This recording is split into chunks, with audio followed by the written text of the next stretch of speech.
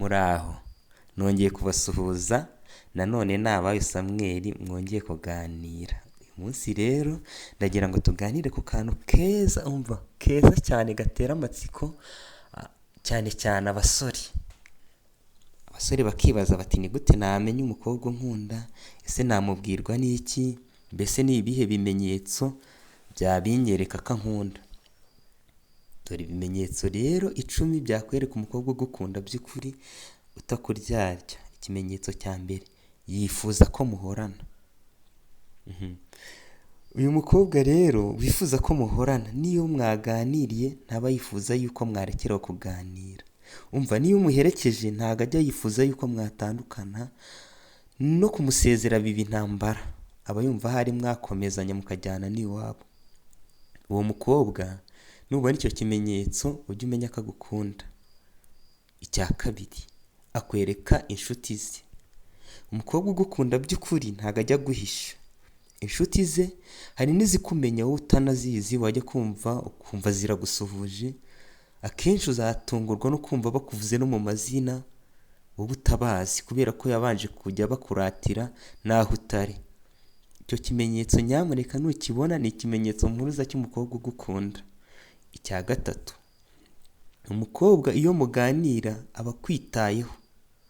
Uwo mukobwa ntago aba arangaye, nta nubwo aba ahuze, aba yitaye ku kiganiro cyawe, ukabona ari hafi rwose, aguteze yombi. Uwo mukobwa ujye umenya yuko agukunda.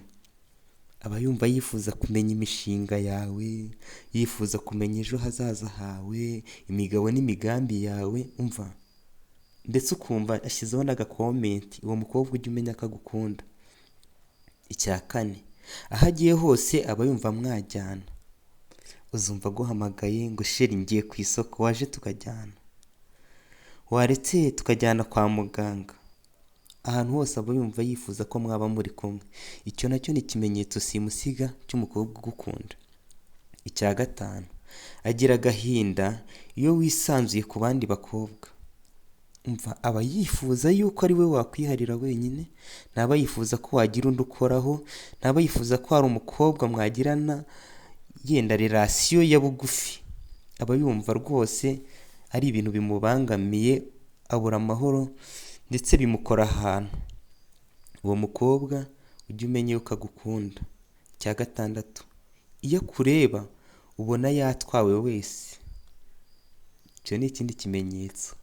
Arakureba ukabona rwose mu maso yatwawe, ukabona yahonze, ukabona mbega ntago ari hafi aho. Ujye umenya ko uwo mukobwa agukunda. Icya karindwi, buri gihe aba yumva mwaganira ku rukundo. Iyo mwicaranye aba yumva nta kindi mwaganiraho, mbega aba yumva yibereye mu isi y'urukundo. Akubaza ibya ba Romeo, akakubaza ese umukobwa mukundana wumva yaba ameze ate. Mbega ibyo bintu nujya ubyumva ujye umenya ko uwo mukobwa agukunda. Icya munani, umukobwa ugukunda aba akuzi, azi n'ibyo ukunda n'ibyo wanga. Tekereza ko uzajya kumva umukobwa arakubwira ati ariko sha ugira amagambo makeya, ariko sha wanga umuntu ugusakuriza. Umukobwa aba yarakugenzuye neza, akamenya icyo ukunda no mu byo kurya. Uzajya kumva wumva arakubwira ati ukunda ibirayi, ariko sha nawe ukunda inyama, kugeza ubwo azagera n'aho amenya n'amabara ukunda n'imyenda ukunda kwambara, sayizi wumva wifuza kwambara. Uzasanga ibyo byose abizi. Ujye umenya ko uwo mukobwa agukunda.